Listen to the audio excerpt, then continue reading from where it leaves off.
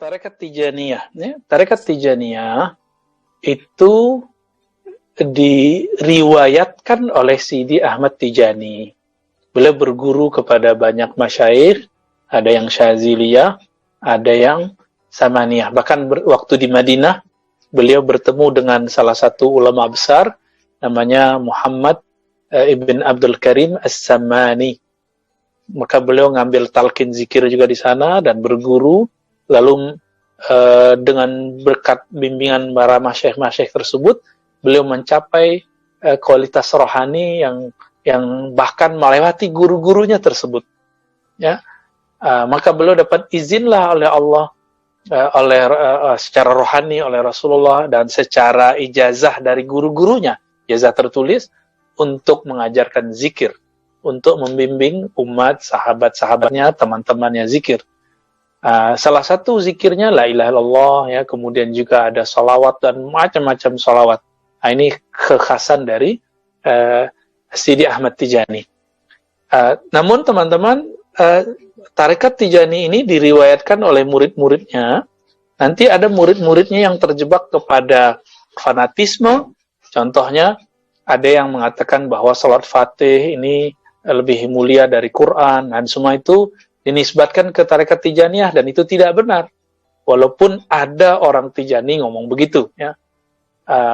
Belakangan kemudian dikatakan bahwa Sidi Ahmad Tijani kalau orang sudah masuk ke tarekatnya nggak boleh ngambil tarekat lain, ya. Kalam-kalam begini mungkin di zamannya, di zaman beliau, ya, karena beliau adalah pimpinan para wali di zamannya, ya. Kalau sudah masuk tarekat itu di zamannya, maka ya itu cukup. Tapi setelah zaman murid dari murid-muridnya, tarekat Tijani menjadi seperti tarekat yang lain, Naqsyabandi, Syazili, Qadiri.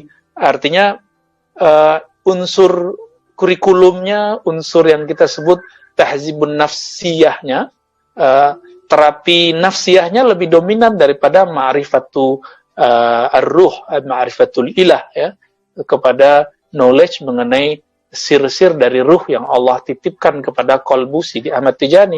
Akhirnya pada sibuk di riyadhah, ya.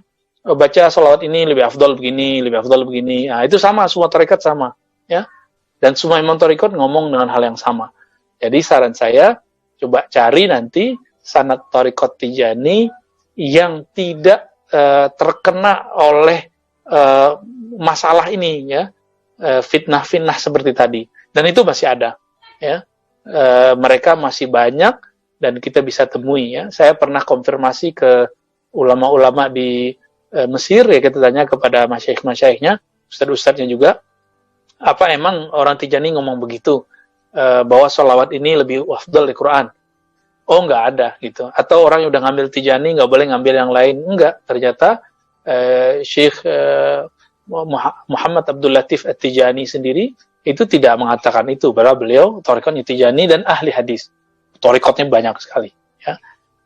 Jadi itu harus dipahami, dan mohon maaf kepada ikhwah Tijani, bahwa larangan setelah ngambil tarekat Tijani nggak boleh ngambil yang lain, itu di zaman Imam Tijani, Sidi Ahmad Tijani menjadi ghaus, pimpinan tertinggi dalam pangkat dan jabatan kewalian.